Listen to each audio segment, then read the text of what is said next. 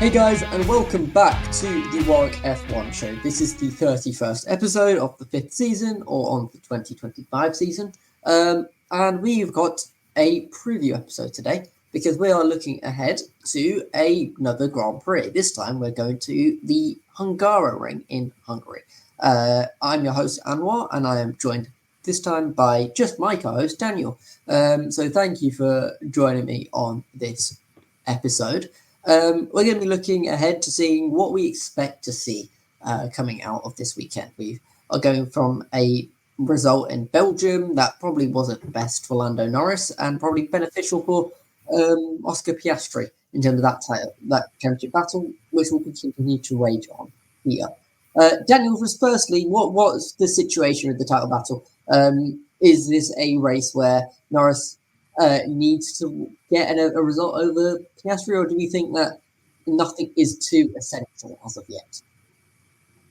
Well, I think every single race for quite a while has been one where Norris needs a result over Piastri. Like we've said before, Piastri tends to have the upper hand, but we're coming to a track where they've both gone very well at in the past. 2023 was a good year for Norris, finishing second behind the dominant Max Verstappen, and last year was great for, well, both of them, really. Either one of them could have won the race. We saw Piastri, he took the lead. He seemed in control until McLaren decided to undercut him with Lando Norris for no reason. And then there was that kind of debate with team orders. Would they switch them? Would they let them race? And in that time, it seemed like Norris was deserving the win because he was staying ahead of Piastri. So they seemed to be quite evenly matched when in clear air last year. So I'm quite curious as to how they'll be this time around at Hungary. The championship picture, I'm not sure. I think it's status quo. I'm not sure they're going to be focusing on it too much. Obviously, the attention will go up, increase going into the next half of the season. They'll be glancing at that championship table more and more, looking at things they can do to reduce the arrears or increase the gap. So it's just going to be business as usual, really. Just another round in the Formula One Championship. How exciting!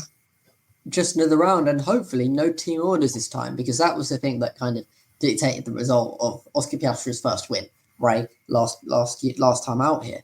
There's going to be none of that anymore because we're in a championship battle between these two drivers. So that's going to be interesting to see. Hungary's normally described as a Monaco without the barriers, which I feel is a little bit of an over-exaggeration, because although it is definitely difficult to overtake here, I think you'd agree with me and say it's not impossible to, right? Certainly not. I mean, you're right. It's known as a dirty downforce track, in that you just whack on the downforce and watch the car go round, which in theory should mean that McLaren are quite strong this weekend, because Spa Sector 2, where the downforce was required, they were very strong. But I think you're right in that we can see some decent overtaking. Granted, there is only really one overtaking spot, maybe two if you're chancy around the outside of turn 2. But at turn 1, if they have the high downforce, high rings, dump more drag, it's entirely possible that overtaking is quite easy, to be honest. The main straight's been resurfaced for a smoother ride, so it'll be a bit less bumpy this year, which might help kind of steady the drivers going into the corner, and so they kind of know what to expect and can anticipate that into the braking zone, and they have a bit more grip, which might allow for later braking, maybe a few dive bombs we might see, because they feel they have confidence in the asphalt.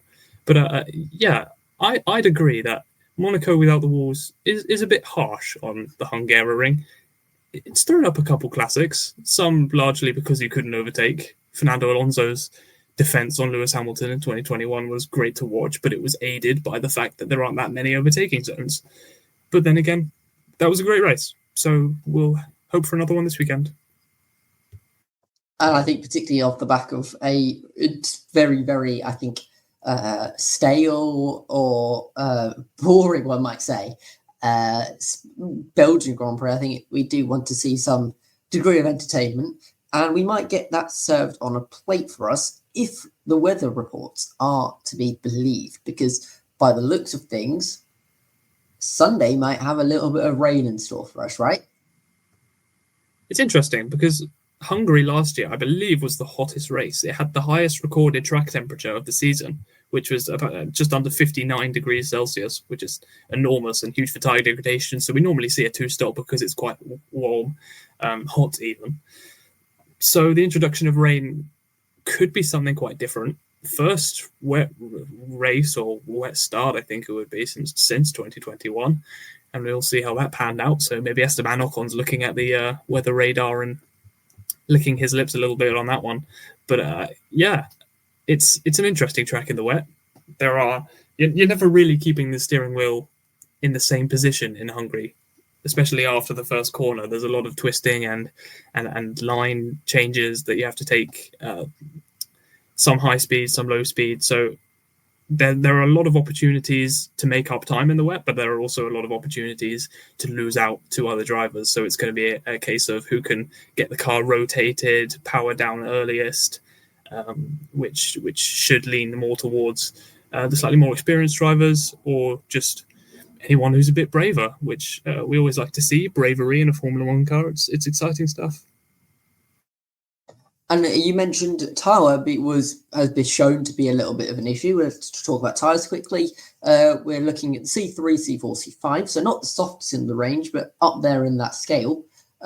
So maybe we do have a set of tyres, and particularly when we look at the air temperature, at least seems to be pretty hot on that Saturday. At least I think it's a little bit cooler on the Sunday, but still relative to the rest of the calendar, it is still pretty hot.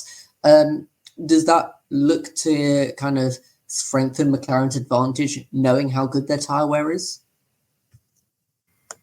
Well, I think even on a track with low tyre degradation, McLaren's right there at the top. It seems like they've been getting more and more dominant, to be honest. They ran a new floor in Belgium for the first time in a competitive session. They did test it in Silverstone, but they didn't use it in any of the competitive sessions, which is something that they've been doing throughout the year, really.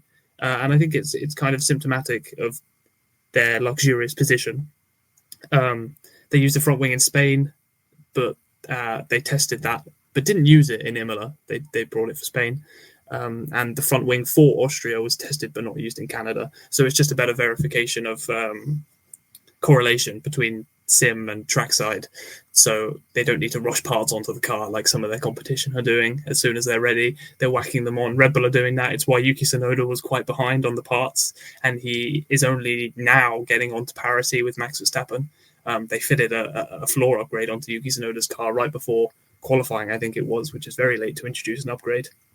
But it seems to help him quite a lot. Maybe we'll get onto his momentum. But yeah, I think it will be a McLaren Interteam battle again, which is, of course, it will be the biggest conflict in Hungary since the Hungarian Revolution of 1956, which was a tough one, I hear. But the McLaren battle is even fiercer.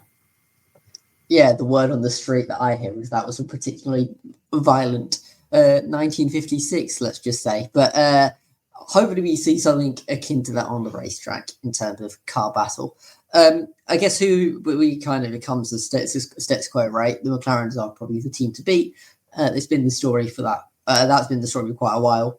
And I don't think it's a reasonable expectation for any other car, I guess, to be there definitely with them. I guess who will be their closest competitors, or who will be nipping at the heels, hopefully, of them. I think Red Bulls and the Ferraris have probably the better ones out of the three between them and those two in the Mercs. I think I'd have a little bit more confidence in those two. But what do you think? Do you think it'll be do you reckon it'll be a Red Bull versus Ferrari battle for the third and final spot on that podium? I think it's likely. Looking historically, Red Bull struggled there last year quite a lot. Max Verstappen had that breakdown, didn't he, in the race at his race engineer, and went flying, courtesy of Lewis Hamilton, which was a very dramatic moment. But yeah, I think Ferrari will probably be best placed to take the fight there. There aren't so many of the high-speed corners where they did have the ride height issues previously. This is a very different circuit to Belgium, so we'll have to see how that rear suspension upgrade performs. But I think even more entertaining than the battle for supremacy at the front is the midfield battle, because there could be an even greater number of teams in the fight there than there are at the front. And well, actually, who do you think is going to be kind of challenging the Mercedes, perhaps, who have kind of fallen back. Who do you think of the midfield is going to look promising? Well, I think firstly, it's definitely not the Alpines. I think it's very clear and easy to kind of discount them for good reason. I don't think they have shown me any type of potential compared to the rest of the field. I think Kick in particularly recently have shown an uptick in form. But then again, I don't think we've seen that Kick in a track that is very downforce heavy. I think their kind of turn to form, I guess, came after Monaco or wasn't as pronounced until Monaco. So we won't know that for certain. I don't have a lot of. I don't know if I should be expecting them to be closest to Merc. I think Williams seem like, at least in Alex Albon's hands, to be capable. If that car doesn't blow up, I think that is the kind of prerequisite idea to all of that. Is we got to make sure that they've got to make sure that car is still there at least, because I think they have a competitive car. Outside of Williams, I think probably I would actually say them and the Racing Bulls are. I would probably put down as the closest competitors to the Mercs, who just haven't been able to keep up with the teams at the front, I guess. But I don't think they're going to be under threat by any means, in the sense of they're not going to be battling all race. I think the Mercs will have a bit of a lonely one out here, because I think just pace-wise they are in that middle of nowhere type of area, no man's land, if you like, between midfield and the front. But I think that in terms of that midfield battle, which should, I think, like the positions 7th, 8th, 9th will be battled up between Williams and the RBs. I don't know if you agree in me discounting the Kicks. I don't know. Well, I don't know. It has been struggle town for Williams recently, obviously, hasn't it? I mean, they had that cooling issue and they found a workaround, but that workaround also compromised performance, which is obviously suboptimal, which is a very Formula One thing to say. It's less than ideal, isn't it? Yeah, you could say that. But then again, Albon brought that Williams to P6 in Spa and held Lewis Hamilton at bay, who was looking on that day very confident, granted in the wet, and it did turn dry. But, I think Albon is a good shout for bringing the fight, because he's also a consistent driver, right? He's been performing more consistently than Carlos Sainz, who had some difficulties, especially in qualifying over the Belgian weekend. So he's going to be looking to bounce back. Albon, I think Haas as well, actually. Haas brought an upgrade, I think it was for Belgium, and they were looking very competitive in the sprint. I mean, in our review, we barely mentioned the Belgian sprint, but they had a double points finish in the sprint. Ocon was 5th and Behrman 7th, I think, which is a great result for Haas. So race day kind of went begging for them. Some questionable decisions on their part. Obviously, they split the downforce, because who knew what it was going to do during the race, to be honest. But I think they could be in with a shot at a solid points finish again this weekend. And of course, you can't count out Nico Hülkenberg either, who went on a run of like 3 races in a row of scoring from the back row of the grid.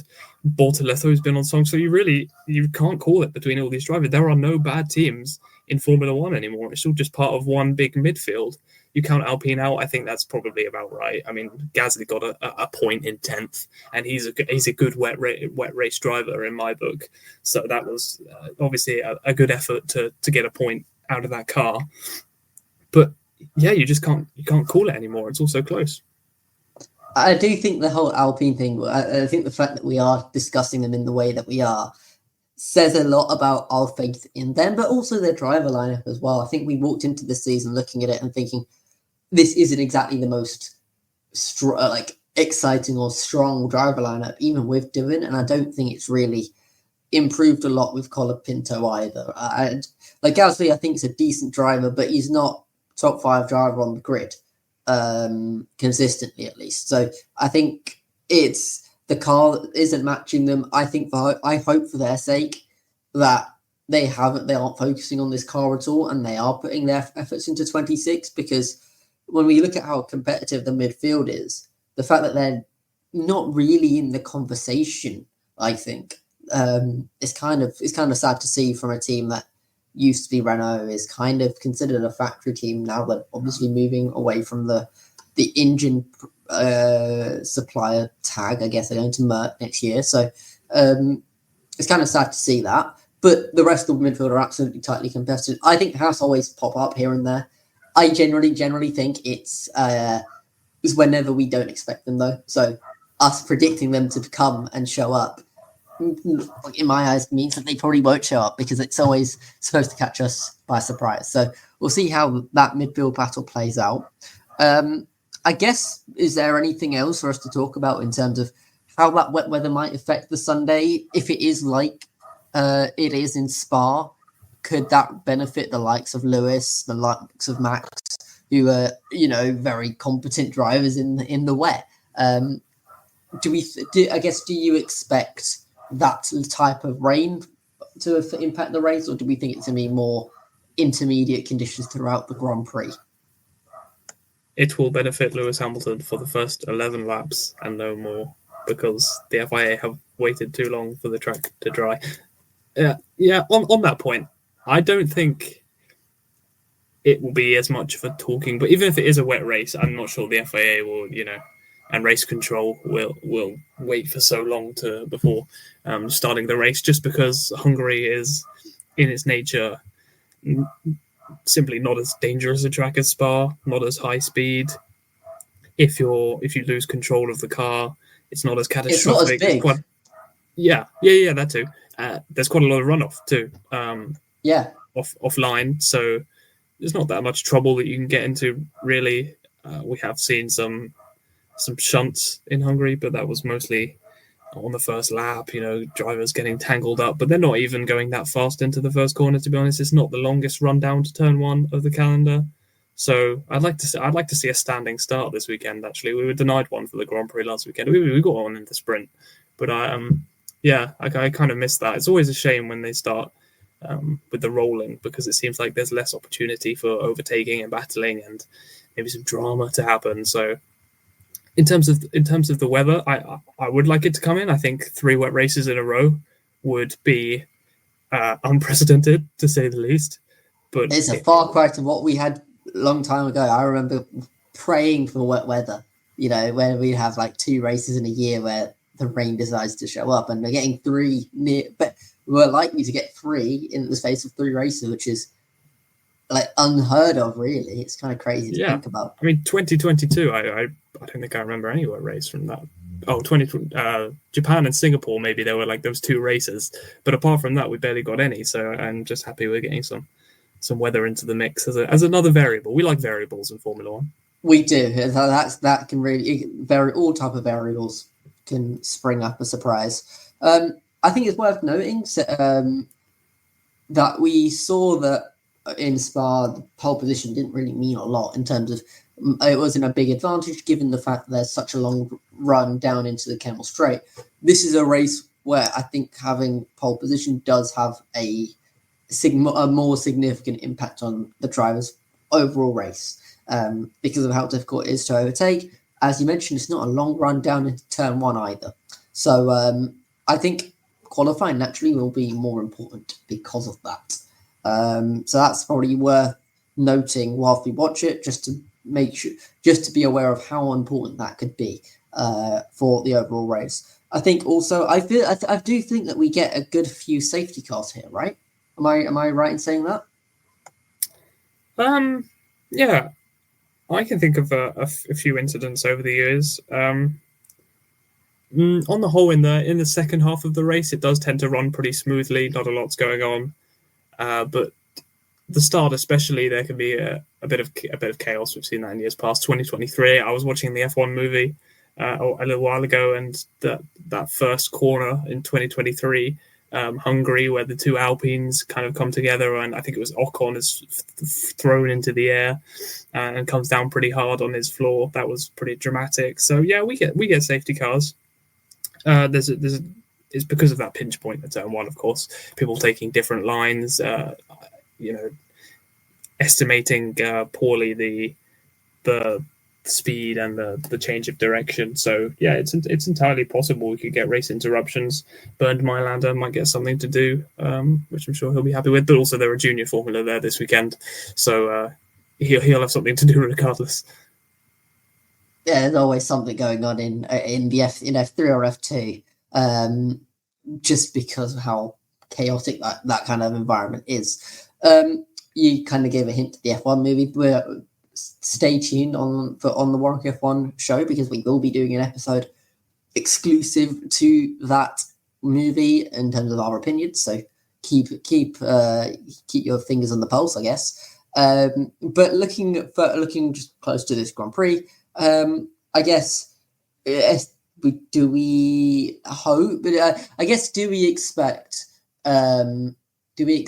this to be a race where we actually have a battle, like in terms of wheel to wheel, or do we think this is going to be more pit stop dependent and kind of when the weather comes in? What type of race do you expect?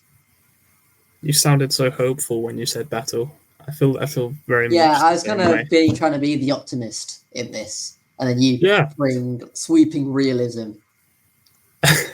No, I'll try and be an optimist too. We're going to get a Austria-style battle for the first stint there, but for the whole entire race, that would be great, wouldn't it? But the issue is that McLaren, because they have two cars running so close together on track, one of them is going to get slightly disadvantaged by the strategy, and it's going to be the one in second.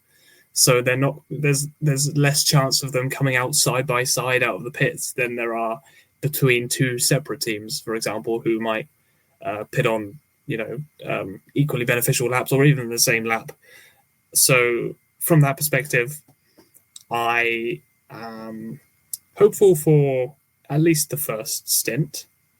That is, unless someone like Max Verstappen can get the run on Lando Norris. You said pole was beneficial. I do agree, unless you're Lewis Hamilton in 2023. Well, that rhymed. Because that was a pretty poor start from him. He got pole position by 3 thousandths in that one and then lost at least 2 positions. He got mugged into turn 1. It was his first pole position since 2021. Oh, I did it again. And it was heartbreaking for him. But apart from that, yeah, you're right in that pole is pretty crucial to this one, as will be leading after turn 1, as we've seen before this year, specifically Dirty Air Championship and everything. I definitely think in this race that's quite relevant, unfortunately. Yeah, I've been pessimistic. I'm sorry about that. It'll be a great race. Okay. I know it. You feel it in your bones. I think it will be a little bit worrying for all of us if Piastri does take the lead or has the lead or retains it going into turn 1, because we've seen him kind of build a gap to Norris quite a few times. He did it here in Belgium as well. I think that wouldn't bode well, let's say, for the rest of the race. So I hope that doesn't happen. And I don't know. I don't feel as confident with Norris if Norris is in front, just because I think there is generally a little bit more of a battle there. If Norris is in front, I think he hasn't been able to extend a big gap over Piastri in the same way Piastri has in previous races. So I guess for entertainment's sake, maybe that's the way we need it to materialize. But I think it's time to move to our predictions now. There's only so much we can talk about, given the fact that we just went racing only a week ago. So let's move on to our predictions. We've got our predictions as well as Lucy's predictions as well. So we've got 3 sets of predictions to go through. Daniel, do you want to take us away? Absolutely. Let's do pole and top 5 first. So pole position, I have selected Lando Norris. I think his 1 lap pace in Belgium was exceptional eventually, and he's going to have 3 practice sessions to build up to it this weekend. So he's going to be right on pace with that. However, I don't think he's going to convert. I think Piastri is going to once again take the win. They're going to get 2 wins in a row each over the last 4 races because, like I said, McLaren are really racing clear. And Norris P2. He's going to give him a fight, but not quite manage it. So a repeat of Norris's results for the last 2 years. I think he was second there in 24 and 23 as well. P3, I've gone for Lewis Hamilton, his first podium in red, because he is the most successful driver at the Hungaroring. 8 wins, 9 poles, 12 podiums, which is, I reckon it's his best joint track with Silverstone. Obviously, he's got more wins at Silverstone, but I think those 2 are ones that he can really work some magic And like I said, he got on pole in 2023, which was really impressive. P4, Verstappen just kind of chilling. I reckon it's going to be a no man's land kind of race. Maybe he's going to have a battle with Hamilton again. Not as dramatic as last year. No one's going to end up flying through the sky or playing Rocket League with their cars. But overall, I think it's going to be not even damage limitation, because there's nothing to, he's not really fighting for much anymore. But Verstappen P4 and Nico Hülkenberg, I have gone for P5. And this is because Sauber brought a little upgrade in Austria, and on the FIA upgrade car demonstration documents, it said that the new floor, body, and new rear wing that they've introduced this weekend are particularly looking forward to higher downforce tracks. The first really the higher downforce tracks since Austria has been Hungary. So I think we're going to get some good competition from Nico Hülkenberg in particular, if he can learn how to qualify better. And, Bortoletto is leading the head-to-head in their qualifying standings 7-6 now, I think, which is unusual for a driver of Nico Hülkenberg's caliber, since he's done that to many of his teammates in the past. But I think that upgrade's really going to pay dividends, especially in the race. If it's wet again, we've seen Nico Hülkenberg's expert kind of reactive, reflexive pit strategy calls that I think he can implement. So I think it's really going to pay dividends this weekend. It's all going to come together. Not quite a podium, but a P5. Yeah, it's definitely. I think the Hülkenberg discussion is definitely an interesting one. I'm intrigued to see how this high downforce kind of upgrade worked on that car, because I guess it's not necessarily the type of.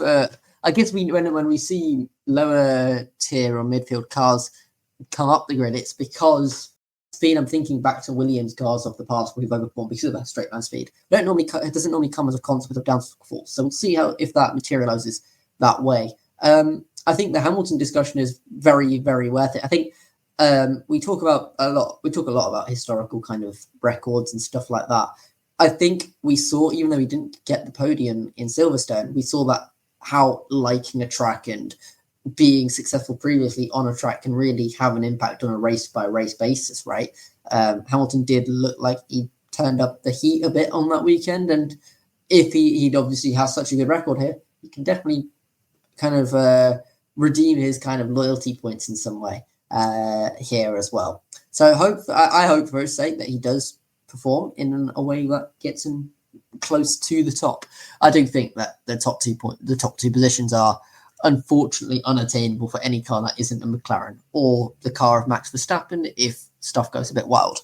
So let me move on to mine. You said Norris gets pole and Piastri wins. I've kind of doubled down on the Piastri point because I think Piastri will take pole and win, unfortunately, for Norris, which would mean that championship advantage going into a 3-week summer break is going to be quite extensive. It will be going up to what is 16 plus 7, 23 points. Bingo. That's quick maths right there. It's 23-point advantage, which is slowly getting into the territory of, okay, this is pretty substantial. So we'll see how Norris bounces back. I do think Norris will finish second. It's such a safe bet to put the two McLarens at the top two that it's kind of foolish to do anything else. P3, though, I've decided to go with Charles Leclerc. There's no real reason behind this. I think Fred Vasseur has been given a new contract. Maybe that acted a bit of a boon for that Ferrari team and allows him to kind of produce a result like a P3 for him. I've gone for Verstappen P4. I think it's impossible to kind of deny or impossible to rule him out in terms of these top five. It's a bit of a wild thing not to have him. So I've also put in P4. In P5, I've not gone for any interesting Aston Martins there or any kicks out because I've gone for Lewis Hamilton in P5, which I still think would be an improvement based on his previous performances in the Scuderia Red. Let me go to Lucy's predictions, and then we can go back to Daniel's with his DNFs and random predictions. She also, like me, went for Piastri pole and victory. So generally a little bit of less faith in Lando this weekend. But she's shown even less faith than the rest of us because she hasn't put Lando Norris in second. She put Charles Leclerc in second. which is interesting. I wonder how that plays off. She's put Norris in third. She's put Antonelli to kind of put the demons to bed and finish P4, which is probably a result that he needs. Actually, he's not been in the most upwards of forms recently, so potentially a good P4 will lessen the burden.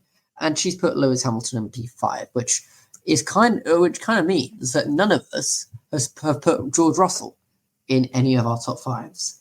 I think that just says a lot about our lack of faith in Merc, right? The Mercedes fall off is unfortunately very real.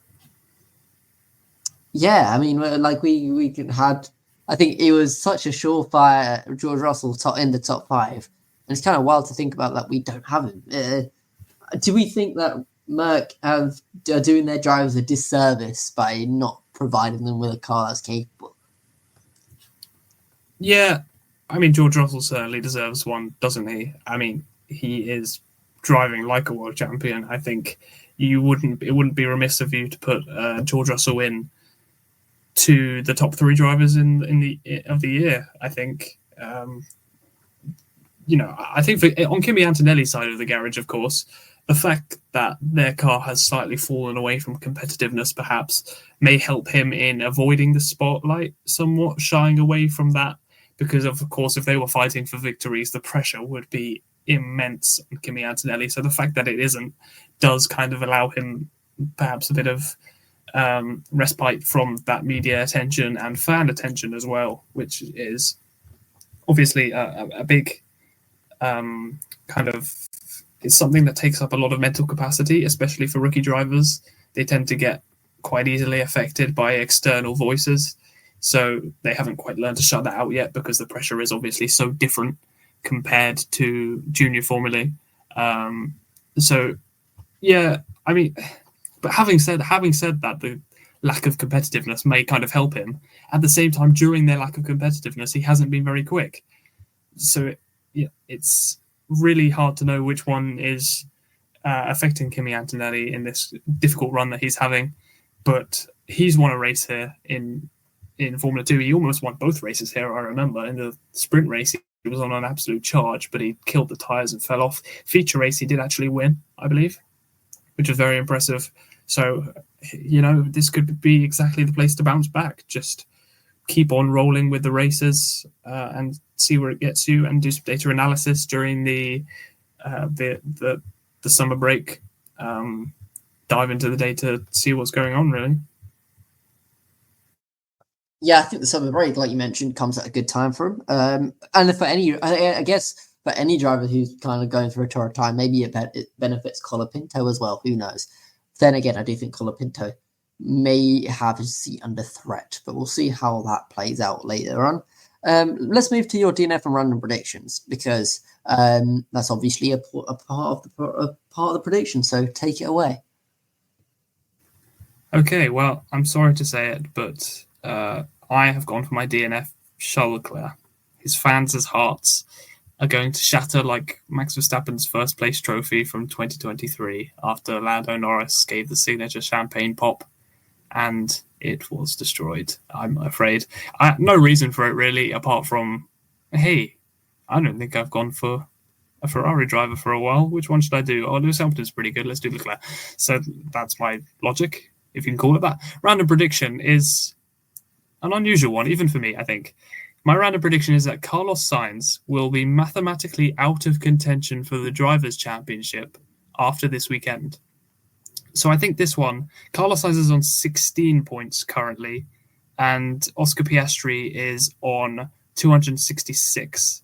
After this race, I think I worked out there are 270. Anyway, the upshot of the maths is that for this to come in, it's only possible if Piastri wins and Sainz scores no points or 1 point. I don't know. I'll work it out after the weekend. But that's my prediction. A bit of an unusual one. I just fancied being a bit contrarian, if that's a word. We do like a good random, like a differently worded random prediction, and a lot of them has come from your way. So I'll give you a lot of credit for that, making this part of this segment more entertaining. I guess To be fair, when you put it like that in terms of he needs to not score points, it becomes a little bit less random. But just because of the quirk of the type of prediction it is, I think we should let it go. And because I'm the only one on the pod for this one, Lucy isn't here to kind of speak against it. I'm going to let it be. We're going to let it by. You definitely have the majority vote on this one, so I appreciate that. We run a dictatorship here. May as well. Let me go through mine. I think it's a valid prediction, so we'll see how that plays out. I have gone for my DNF as I've decided to once again go down the rookie route. Surprise, surprise. I've gone for Leave Isaac them Hadjar. alone, Anwar. Oh my God. I'm sorry. It's just really easy for me to do. And so he had a hard enough Belgian Grand Prix as it was without you predicting him DNF for the next one as well. My days. That'll be a rough 3 races for Isaac Hadjar. I'd love to know how many I've got right. And I also love to know, out of all the races, what percentage of drivers who've retired have been rookies. That's what I'd like to know. Because if it is a decently looking statistic, it might lend credence to these predictions and have it be an actual justification. Because currently it looks like I'm bullying them. It does. I'm not a bully. It does. Yeah, no, I promise I'm not. If I ever have any free time, again, I'll look that up, and I'll try and work out how many of the drivers that DNF'd are actually rookies, and I'll get back to you on that one.